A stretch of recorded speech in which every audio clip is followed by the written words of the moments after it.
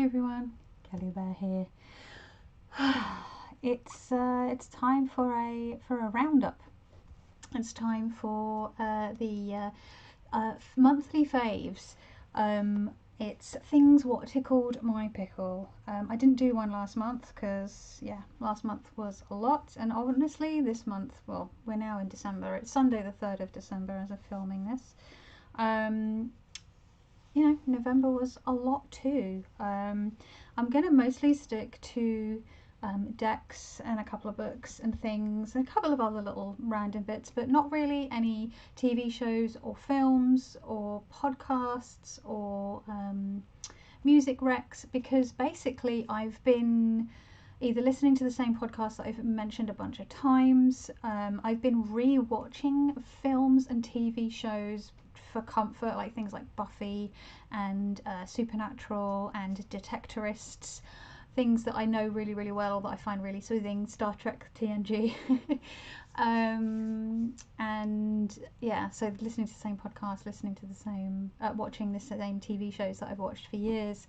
All the films that I've watched in the last month are films that I've seen before, some of them multiple times. So it's just been it was a real month for comfort, and that's partly because everything is fucking awful, just generally.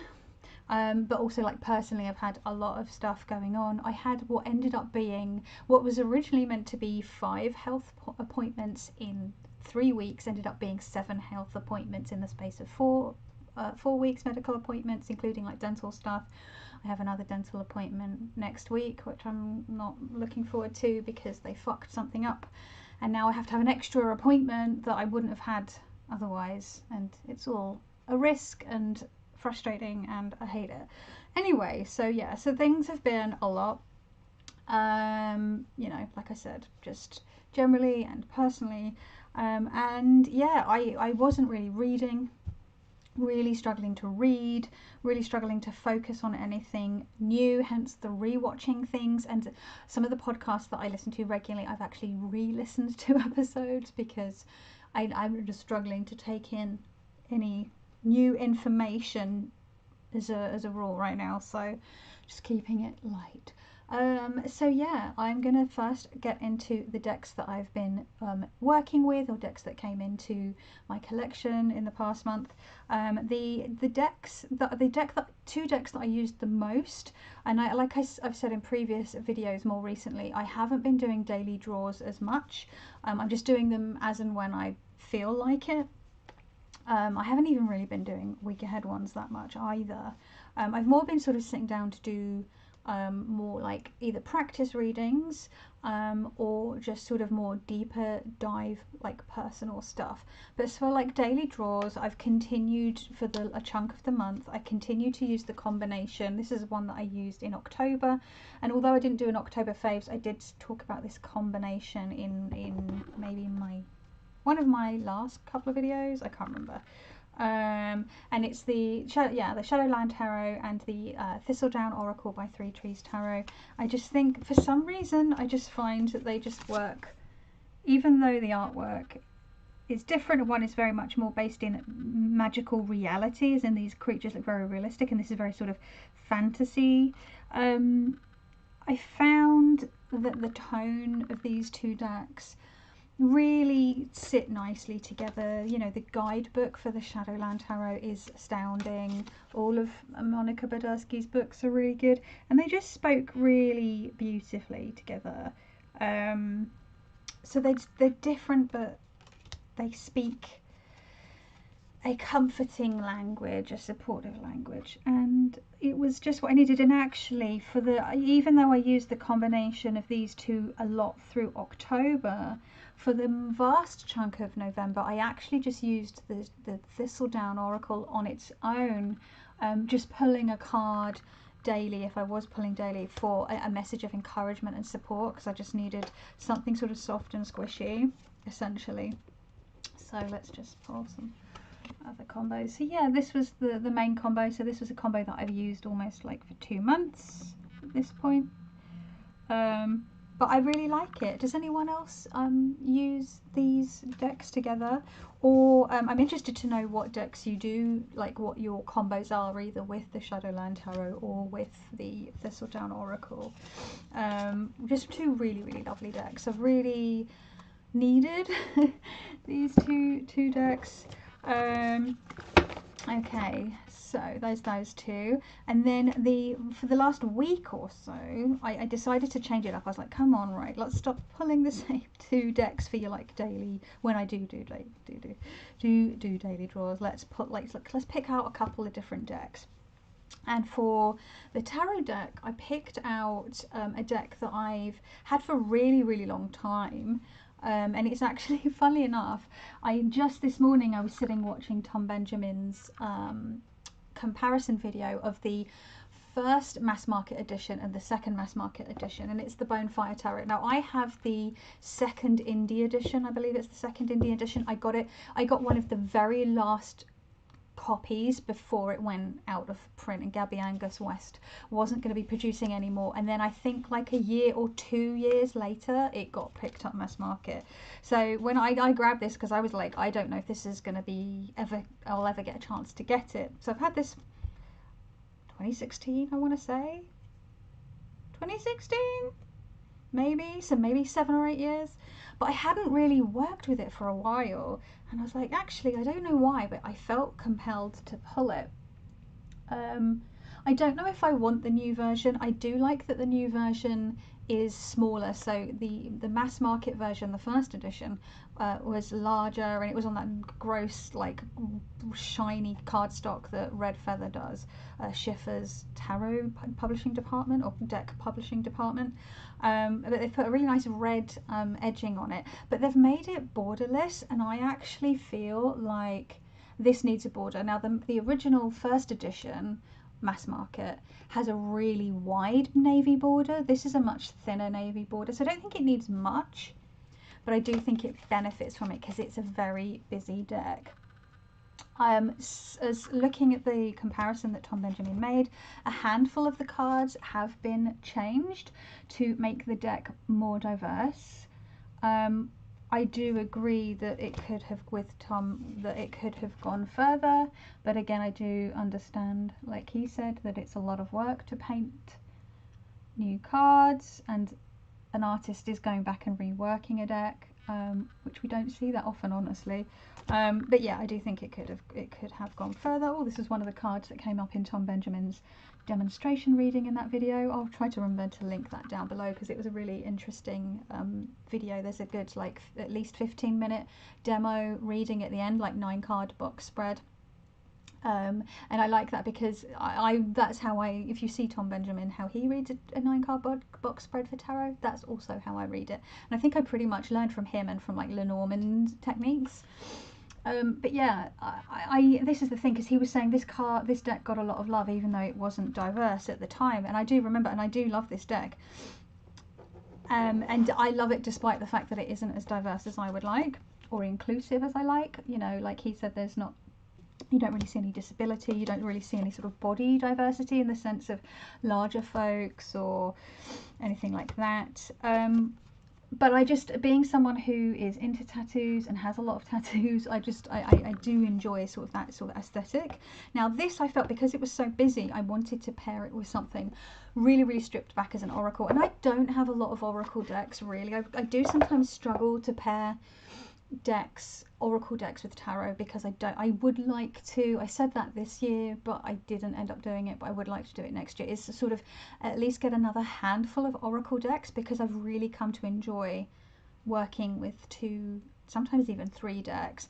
It's actually quite fun. And originally I used to mostly just read tarot, and I was like, I don't really need an oracle card, I'll just pull one at the end of a reading. But actually it's become, oracle cards have been, and oracle decks have become more a part of my practice, and I would like, there is a bunch that I do have on my wish list, I just haven't bought them because I have so many decks, and it feels sort of like I don't have the most amount of space to be storing them, but yes, if time, money and space was no object, I would already have got a few more at least Oracle decks this year. But yeah, it's the Empty Cup Oracle. Again, it's an indie deck. This is by Stasia Burrington, who also, if you know her name, you'll know that she did the Empty Cup. I'm reading what I'm seeing on the screen. The Prendre V Tarot, which is one of my all-time ride or die decks, which I've again had to put away because it's one of those decks I'll always pull out otherwise. But this, I find that this Oracle deck is really great because it goes through, it goes with so many tarot decks, simply by virtue that it's very simple. You know, it's in shades of black, white, and off-white and grey. The artwork is very, very simple, and so that lends itself, it's neutrality and its sort of spaciousness in the presentation of the artwork. Really, really, I actually pulled this card this week. Really, really works well with a lot of decks, as you'll see here. Oh, that's funny, I've just realised I've pulled the Two of Cups, which looks a little Adam and Eve-ish, and then I've got the snake. See if I can get the camera to focus. But you see how it sort of balances quite nicely. So yeah, it's been really nice using this week. I've only pulled, so hang on, I've pulled, so it's Sunday and I've pulled 4 times this week from each of these decks rather than 7 times. So I'm not doing like full-on daily draws, just when I have the inkling. And actually a couple of times, 2 times this week, I did just pull from this on its own. So that Mayflies card that I just showed you, that was on a day, that was on Thursday or Friday, no, Thursday. I pulled just the Mayflies card. I didn't feel I wanted a tarot card. I don't know, I think again I'm just feeling quite squishy and, you know, trying to keep my mental health intact whilst it seems like the world is collectively losing its fucking mind.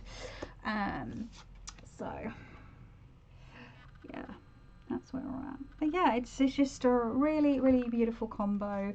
And actually one of the combos, I've just realised I meant to pull this out just by my desk caddy. This was what I pulled on Friday. I pulled the moon on Friday morning. I pulled the moon and needle and thread. And it was already a day where I decided that I really needed to just listen to my intuition and my gut instinct and just go with the flow and just how I'm feeling and my creativity. And it was really funny because I'd had like a whole bunch of plans originally for the day. There was a bunch of stuff that I wanted to do first thing in the morning. Then I wanted to go to Hobbycraft because I have a voucher that I got for my birthday in January. And I was like, I should go to Hobbycraft on a Friday because they'll be stocking the shelves for the weekend, but it won't be like really busy. So I can just like mask up, go in, get a look at, have a gander at the Christmas stuff. Maybe they'll have some Halloween stuff maybe hanging around, like really discounted. But I was just feeling so exhausted and so just like, I don't know, I just really need to listen to just my body. And so what I did instead was I spent the day doing spent the day doing some art journaling, some Lenormand study, and just carrying on with this little slow stitch thing that I've been doing. I set this up to take to Scotland, and I did actually stitch some of this whilst in Scotland, including this backing stitch, the navy backing stitch. That was all. I did that all in Scotland, sitting during Storm Babette when we got stuck in the red zone of the dangerous storm. This was a really great thing to have, to sit and sew and just chill out and listen to the radio and stuff. But yeah, so the cards that I pulled, so I just thought it was fun that I pulled this card on a day that I was like, yeah, let's get out the needle and thread and do some stitching. And it even looks, I even have some stitches like this on that sampler that I just held up.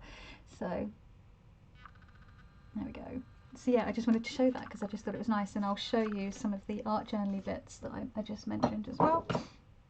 So I just threw my little mittens, my little fingerless gloves over onto my next desk, and it knocked something over. I'm just going to pick that up knocked one of my ink bottles over. It's sealed, but just in cases. Yeah, because I've had my fingerless gloves on because it's so cold. I've got a hot water bottle on my back. I've got a cup of tea here that's hopefully getting drinkable. Probably drinkable about now. Peppermint, if you're wondering.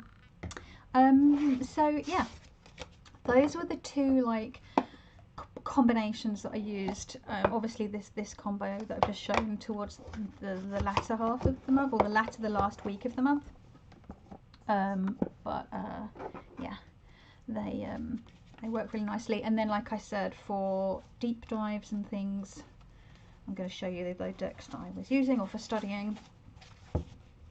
Little bouts of studying. I'll like sit down for 30 minutes to an hour. That's like the absolute max I can focus on stuff, it seems, at the moment. So you'll see from a video I did 2 weeks ago and a video I think I did 3 weeks ago, I was so kindly sent a bunch of goodies from Artisan Tarot. I did an unboxing, and then I did a walkthrough and comparison of the Jacques Vieville Tarot. And these two decks, was also sent a playing card deck. I haven't actually worked with that one yet. I'm saving that for the winter holidays because I'm planning to do, I'm hoping I will have the headspace, the capacity to do some studying. So I will hopefully continue with my Lenormand study. There's a free lecture that they have on there by the creator of the Tarot des Ambiguités that I want to watch, which they kindly pointed out to me, but I had seen that it was on there in their shop. I do want to watch that. I've got put aside to watch over the break, and I want to read my playing card divination book that I have and use the playing card deck that they gifted me for that study as well. So I'm hoping to have a bit of a study sesh over the holidays, as well as being able to have a bit of creative play. I'm not going to be worrying about stuff for the shop. I'm just doing stuff to feed my soul and my brain box. It's just what I need to do, and I'm hoping that will have me coming out of the gate in 2024 feeling much more sort of like my tank's been refilled, and I feel a bit more inspired and a bit more relaxed, because I don't feel like that at the moment. And also usually autumn is the time of year that I go into study mode, but that's just didn't happen so much this year because September was really hot. We actually had heat waves in September, and then October was a shit show, November was a shit show. So I've just, yeah, I study mode. I'm going into winter study mode, which makes sense, right? Because people insist on rushing around a lot during the winter break, and just during winter in general, and I think that's just society as a whole. Like, and when I say society, I mean sort of the site, like Western society, or where I live in the UK, or maybe, you know, the US or Australia. It's going to be different in different parts. Like mainland Europe, certain parts are going to be a bit more relaxed. Like I've been to Spain, I've been to Portugal, I've been to Italy. It's a different mindset. I've been to Cyprus. Like they have a different mindset, but I just mean like at a different pace generally. But what I mean is, oh, I've got some of these upside down. What am I doing? Oh no, I've got the whole thing upside down. No, hang on, that's the wrong way. Anyway, what was I saying? Yeah, but in winter, we are animals, and it's dark and it's cold where I am. Again, I can't speak for everyone. I'm generally talking about where I am. And it behooves us to turn inwards, to slow down, to be more reflective, to spend more time in quietness, like a little bit of hibernation. And I'm a bear, I'm Kelly Bear, and so hibernating is kind of what I need to be doing. I remember listening to an episode of New World Witchery podcast at the beginning of this year, which was talking about winter and slowing down and the Witch's Rest. I think it's called the Witch's Rest. And Corey Hutchison, who's one half of the podcast presenters, he was saying that he actually every year deliberately takes a break. I think it's from like the 1st of January to the 21st of January or something like that. He takes a 2 to 3 week break in January deliberately not doing any magical work, not doing any, like, just literally just taking the foot off the pedal and really just turning inwards, being really quiet, just being really reflective, not doing any workings, not doing any spells, not doing any of that, not doing any studying. It's just all just, oh, and he calls it his witch's rest, or his magical rest.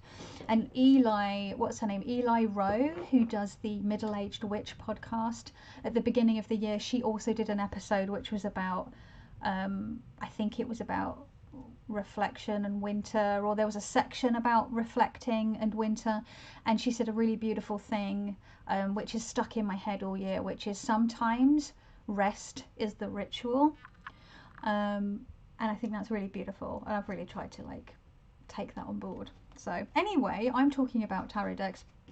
So this is the Tarot Ambiguities. These decks I've often kept on my desk, so like I riffle shuffle to help keep me calm. I riffle shuffle as a way to keep me focused when I'm playing D&D online at this very desk with my friends on a Friday evening, or maybe at the weekend. We had like a one shot on the first weekend of November where we spent, like, we went from like 1 p.m. till 9 p.m. It was a pretty intense one shot session.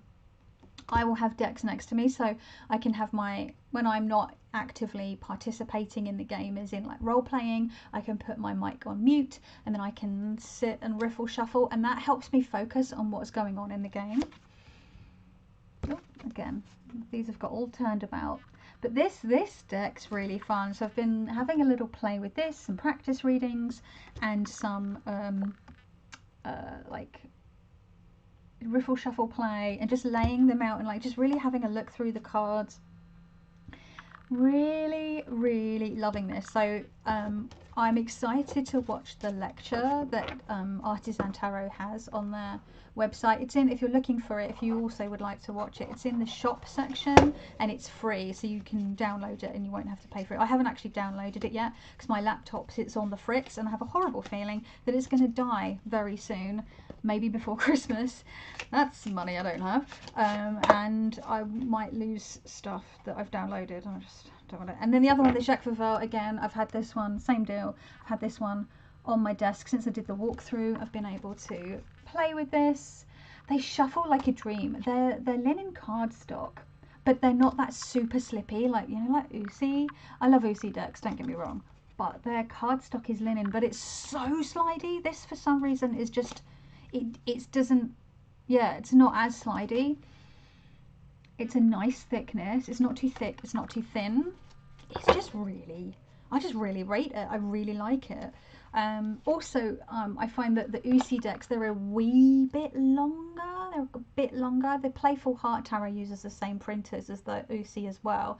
Pipsqueak, not Pipspeak. The Playful Heart, what's her name? I always forget her name. It begins with a K. Lovely lady. She has got the Pipspeak Tarot, which I would love. I really want to get that next year. She uses the same printers, and yeah, I also think because the cards are a little bit longer, they're also a little bit harder to get my hands around because I have small hands, and so then riffle shuffling is a little bit more difficult than it is with these as well. So those two factors, it's a little less slippy, and they're a bit more of a standard deck size, but really loving these. Oh my goodness, so beautiful. Just, yeah. So if you will, I'll try to remember to link the walkthrough and the unboxing of the goodies. They sent like socks and a pin and some other little bits and bobs. Really kind of them. So those are like the tarot and oracle decks that, oh no, tell a lie, I've got one more. It's because it blends in with my the pink of my cutting mat. It's almost the exact same color, so I kind of didn't see it. This tiny little thing that I immediately made a pouch for, almost immediately. I made it after I'd finished my work. I did my work for the day and then I made this pouch because the deck came shrink wrapped and not, you know, didn't come with a little box, and it is the mini Pondra V Marseille Pondra V by Aunty K. And because when she did the Kickstarter, she launched it, I think I had just backed something else, and I knew, I was like, fuck, I'm going on, when did I back it? When was it? and I knew that I was going on holiday and I really needed to save money, and I'd already backed this other deck, not realizing that this was going to come out, and I really wanted to support Aunty K, but also like I really wanted this deck because it's a diverse, inclusive Marseille, and she's done a really great job, and I was like, fuck. So I got the mini version, which I love. Would I like the full size version? Yes, I would like to get that at some point. But the mini version is perfect because the only tarot size Marseille that I have is the Tarot de Maria Celia, which is a little bit bigger than this. It's one of those tinned decks that US Games does, but it's really like homogenous, and it's a lot more like traditional in the sense like the imagery is more traditional. This one uses sort of computer art. I think Aunty K does this on Procreate, and then what she's done in the backgrounds you can see are actual photos of places, and it brings, I don't know if that's why she's named it Pondra V. I still haven't read the guidebook for this, but it just gives a certain liveliness to the deck. I am obsessed with, like, I love, like, see how the crown of the Empress is like ghostly, I don't know, there's, or energetic or etheric, and I just really love that. Look at this like the Emperor is a surveyor, and it really makes me think of actually the way that Charlie Claire Burgess of the Fifth Spirit Tarot writes about the Emperor. Just, yeah, trying to sort of give a positive, modern, inclusive, decolonized spin on the Marseille, which I think we really need. I mean, Justice has a skateboard. Hello. I'm just going to show you some of my favorites. Oh, well, here's one of them. Here's the Hermit. I just love this guy with his glasses. He's got his lantern. I really love the orange. I just feel it just gives me autumnal vibes. Look at that lovely orange sunset. Oh, isn't it pretty? Okay, hang on, let me see if I can find some of my others. There's a queen that I wear. Hang on. The queen. Oh my god. I love the star. We have a larger woman. We've got a bit of bush. You know, I'm a fan of bush. We have actual boobs. No pretending that humans don't have nipples. We've got all the imagery there that you need. Oh, it's so pretty, including the little bird. I love the sun card. I love these two have their like rubber rings, and they're ready to like have a swim, and that their rubber rings are like donuts. I want a rubber ring like that. Hang on, where is the? Hang on, I'm not going to be able to find it now, am I? Bloody hell. I don't know why, I just love this guy. Hang on, this person, I should say. Oh, here we go. Queen of Wands. I love the Queen of Wands. Look. They just look really cool. And I just like that. Sitting down with the wand, really comfortable in themselves. Yeah, I just really like it. Do they? It looks like my eyesight's terrible, and this is a mini deck. It looks like they might have vitiligo.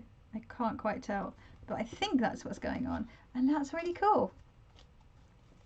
I went to school with someone who had vitiligo, and in the 90s it wasn't as well understood, and kids are fucking mean. Oh, here we go. The King of Wands has vitiligo. Look at his rainbow socks and rainbow tie. So yeah, I really enjoy this. I really like, and the pips, let's show you some pips. I mean, look at the sky on the background of this. Isn't that beautiful? Anyway, so I'm really loving this one, and I love that I have like a really cute mini travel friendly Marseille. I feel like this is going to be coming out and about with me next year, like to my local cafe, to the park, for picnic readings. Wait, so yeah, again I'll try to remember to link where you can see a full walkthrough on Aunty K's channel. I don't know if she's going to be doing copies of this afterwards, or if you'll be able to buy it anywhere, maybe on Make Playing Cards. I don't even know if that's true. I need to double check, but I'll try to link, if you can, I will link it down below. And then my other like cartomantic obsession has been Lenormand, and that's because, again, mentioning RTK and another person as well. So Logan of Lark and Legend, lovely Logan Townsend, sent me this back in June or July, maybe July, and they were like, I'm not releasing the Kickstarter until September, so can you, if you do, I filmed a video straight away. I was so excited. I wanted to unbox and get my genuine first impressions. But then I was like, I filmed a video, completely forgetting that Logan had said I'm not going to be releasing the Kickstarter till September. So I had to sit on it. I think it was July. I think I sat on that video for 2 months. But yeah, so I had this. Again, I've got a walkthrough of it.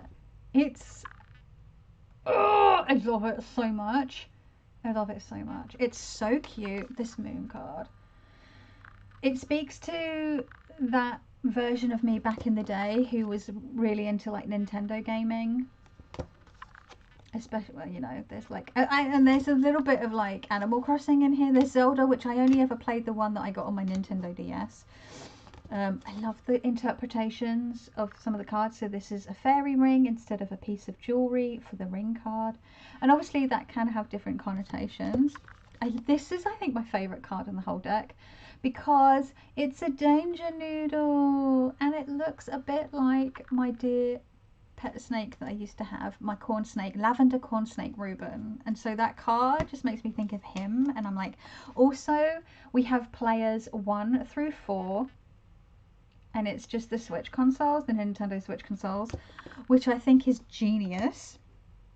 It makes it so complete. You don't have to have man, woman, they, them, seeker, querent, non-binary. Like it just is literally players. For me, I think that's like the most genius like version of the like significator and querent cards.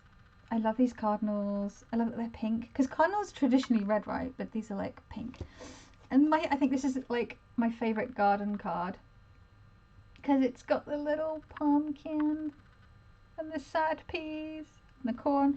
Anyway, so yeah, between this and then RTK reached out to me and said, would you like an advance copy of my Brown Witch Lenny? That originally she was going to have the Kickstarter launch in October, but she couldn't because she was still having the Kickstarter running for the Pondra V.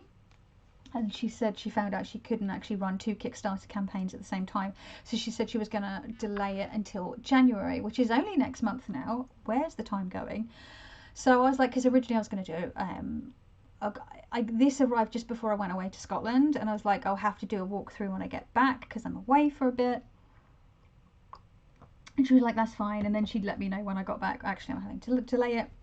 So I was like, well, I said, well, instead of doing like an unboxing and first impressions review, impressions video, I'll actually, you know, I'll be able to actually just play with this. So that's what I have been doing. I'm just taking out the cards that I've removed from the deck because Aunty K does give some alternatives. So this is currently not available, but this should be kickstarting next month. Again, I'll have to see if I can remember to come back in January and update the link for the Kickstarter for this. So I've got trials instead of cross for 36. But playing with these two decks, I really felt really rusty, even though I'd been sort of toying on and off with Lenormand here and there for a while. I hadn't extensively used it for a couple of years. So it's like, I'm going to need to knuckle down. So I was watching Emily Rose Divination, who I actually found via Logan of Lark and Legend a few months ago. I started watching some of her videos. She had a free 3-day mini course that you can join the mailing list for. So I downloaded that, I watched her videos, I did some of the exercises in there. And then I started to, I had the, like, when was this? 2018, 29, I think it was the beginning of 2019. It's 2 books stuck together. I finally stuck them together last week because it was driving me mad. But they're 2 B6 notebooks, and it's got like the card meanings, and then it's got combinations, and it's what I refer to. But actually, I was like, the way that I really learn is I find I need to, writing stuff down helps me remember stuff. So I decided to actually redo this, but make it more hardcore and make it more pretty. So I've got this nice, this notebook, all the notebooks. So I've already got my content. And this is a combination almost of this book and some of the pages in, I'm just looking over, I'm not going to pull it. I've got a Lenormand, I've got a A4 pad, spiral bound lined pad that I used for like my initial tarot Lenormand study, and it's got like a cheat sheet like this with all the cards and the keywords and the orientation of it being positive or negative or whatever. And then I did what I did with my Marseille study book, where I flip it over, and then the other side from the back, it's then like practice readings and exercises. That's usually how I do like study subjects. I get like a composition notebook or a spiral bound notebook, and the front side is all the information, and then the back side, turn it upside down, and then it's all the exercises. I don't know, it's just, I don't know why I do that. It's all in one place, but it's easy to divide because I hate having it all interspersed and mixed up, so it's just depending on what I'm looking for. Does that make sense? Anyway, that's how I do it. So it's a combination of this book and the information that I have in that book. So this is going to be like my Lenormand Bible, I guess, a bit like how Kelly Fitzgerald has her, like, although she's got like divination Bibles where she has everything in one book. I'd like to do that one day. So then I've got like my court cards and the houses. And then I've started, I think I've only done the rider. So I've done the rider, and again, I have more written descriptions in this book, but even more expanded. So I've taken the information from my entries for each card from here and the information from there, and sort of squished them together to put, like, you know, the ones in the A4 book are really detailed. These are brief, and then this is somewhere between the two for this one, because yeah. And I think this will be the book that I take out and about with me if I'm like going on holiday and I'm taking Lenormand, or if I'm like wanting to do Lenormand on the go, like at a cafe or whatever.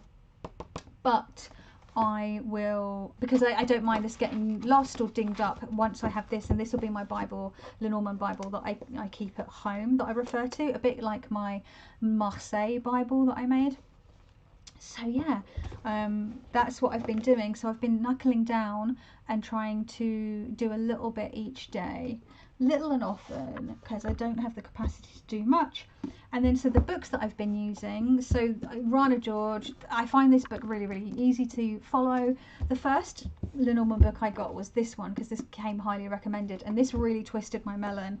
So then people were like, no, you need to get this one. So this is the one that I ended up getting. I think I got this back in 2019. I can't remember, honestly. But I found this much more easy to follow, as well as channels like Tarot Tribe Beyond Worlds, Lenormand Reader, Layla Lenormand Reader, what's her name? Is it Lucy Loves Lenormand? I can't remember. Georgina Toland, who took her videos down and then put them back up about a year ago. She's really good. And then of course Emily Rose Divination that I found through Logan. But I have pulled this one out as well to use for the like meanings as well, just because I'm cross-referencing with a bunch of guidebooks that come with Lenormand decks, as well as these books, as well as some stuff online, because I'm trying to like really, and I know you're supposed to like maybe stick with one like meanings and like go from there, but me. So yeah, so those are the books that I've been using. I haven't really read any like fiction. There's been a couple of evenings in the last month where I was continuing to read the Diogenes Club, which is a huge fiction book full of short stories set in the same, with the same characters, set in the same universe, about the Diogenes Club, which is like this secret society association type thing. It's still by my bedside, so if I feel like I have enough spoons at the end of the day, I will sit and read like at least a chapter if I can of that. But yeah, other than that, I haven't really been reading. But I did mention, I'll just at the end here, if you don't want to, that's it for the tarot and book stuff. So if that was what you were here for, feel free to leave. I mean, feel free to leave at any time. So yeah, all that is to say, getting these decks to review made me want to polish up because I felt rusty.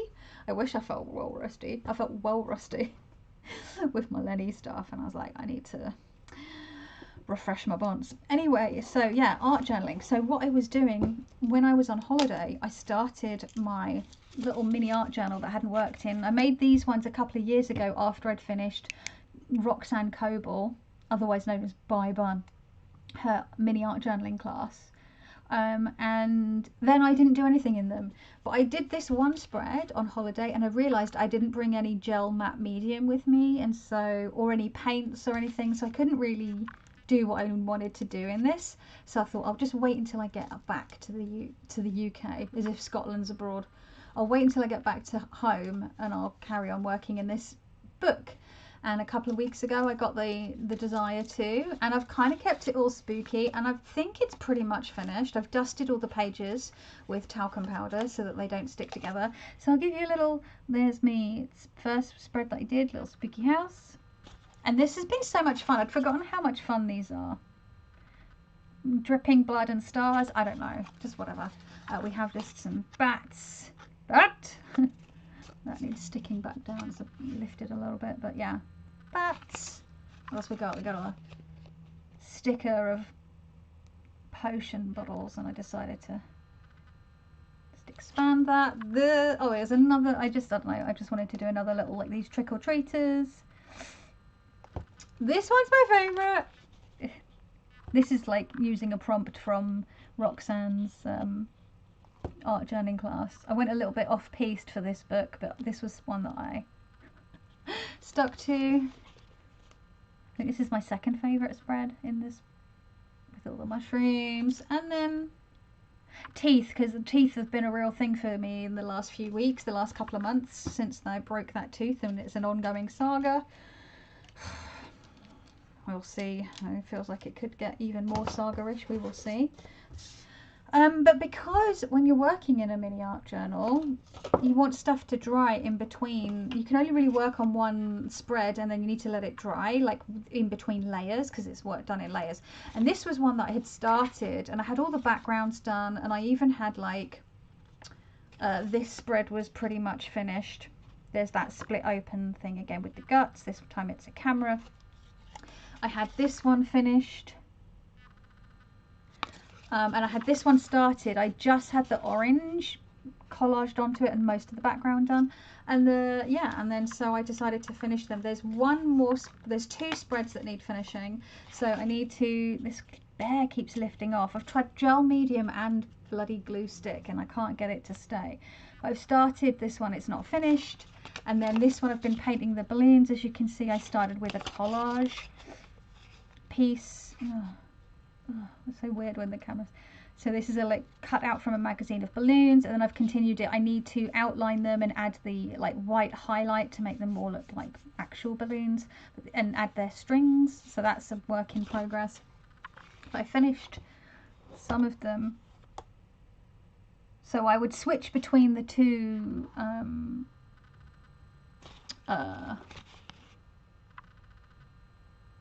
mini journals. Oh, that was a spread that was already done from a couple of years ago. Fruit or donut? Donut. So yeah, so, and then I was like, oh, I had two wet spreads. That sounds weird. Two wet spreads in these books. They hadn't dried, so then I was like, oh, I need to pull out my other art journals. So I started pulling out my other art journals that I've had on the go. So these are ones that I showed a couple of years ago where I'd started, you know, there's spreads in these from a couple of years ago. But I added, when I had like loose paint, leftover paint, I would like put it in, spread it into this. And then that meant I got the spread starting. So this is another spread that I've started off the back of some leftover paint. I started collaging bits. So this is only like on layer 2. Sometimes they can have up to like, whoa, I forgot I had some collaged bits still stuck in the back of here that I'm keeping for this particular journal. So here's some leftover paint, just this wood green. So I just covered it all. And then I will collage onto that and add more paint, and then collage onto that and add more paint. Here's one from a couple of years ago, which I really enjoy. Sprinkles. So yeah, so I've started working on that one. And then a couple of others. I won't show you all of them. Like, there's a couple of different ones. There's one that sort of folds out, that's made out of an envelope, and then this one, which is like a concertina one, which I've started a couple of different spreads on. Started work. The backgrounds were already done. This was already constructed, and the backgrounds have been done again for, like, I think I did made this one last summer. Summer as in summer 2021. And yeah, I feel like I needed to yeah, because although I hadn't worked in mini art journals for a couple of years, I did do a lot of like regular art journaling last year. I made this art journal last summer as well. And then I had all these wet spreads that weren't drying because it was so cold and so like damp this week. So I was like, oh, fuck it. So this is Titania's Fortune Cards packaging, which you know, it comes with a little box in there, and then the book is attached, which I hate. I wish they would put like a pocket that you can slide the back of the back side, the back cover of the book in, and so you can pull it out and use it. So I tore it off, but then it left this gnarly mess. So I collaged and painted over that, and then I was like, oh, I can make a little signature. And yes, the signature is a bit flat at the moment, but that's because I need to have the room to be able to stick stuff in, so that eventually it will. So I deliberately left enough room to be able to do that, and then like you bound it in with like gold yarn, twine, whatever. Oh my god, camera. And I plan to add like little danglies and charms to this, and then I'm not sure what I'm going to put in here. I might make like a mini piece of slow stitched art, or I don't know. I'm thinking about what I want to put here, or like a mini journal. I do like the idea of a piece of slow stitched art and then covering it with with acetate, so then it's like a little display case. And then this book is going to be filled with quotes. So I've been doing cut up quotes. I've already got them put aside, and this is on layer 2. Choose truth. So I had a load of words cut out from magazines and things, and I've just made a load of sentences or phrases, and that's what this is going to be. It's just going to be quotes, and then like maybe some art, like a little, like I said, a little. Anyway, wow, what a load of waffle. I need to. So yeah, that was my November. And I can't believe that it's going to be Christmas 3 weeks tomorrow. 3 weeks today, it'll be Christmas Eve. So yeah. And then another week after that, and the year is done. And quite honestly, thank fuck. I can't wait to see the back of this year. Although I'm finding it hard to go into the new year feeling sort of raring to go or enthusiastic, because of the state of this fucking planet we're on right now. So I'm just trying to like keep my head above water, honestly. And really, you know, all things considered, I'm very lucky. Yes, I've got a bunch of health stuff going on, and some other like personal stuff going on, but in the grand scheme of things, right now, at least at this moment in time, I need to remember to be grateful for what I do have.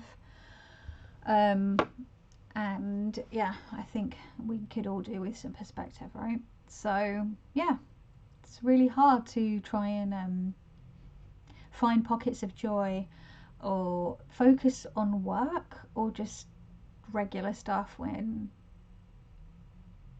yeah, it's just difficult. It's just difficult, but I can't look away. I can't look away. So yeah, anyway, I wanted to keep this video as light as possible, honestly, and it's going to get maudlin if I carry on, so I'm going to go. But yeah, I hope that wherever you are watching this video, that you are safe, that you are well, and yeah, thank you so much for taking time to listen to me waffle on and to talk about some of the things that have helped keep me semi-sane in November. And yeah, hopefully I'll see you in the next one. You take care.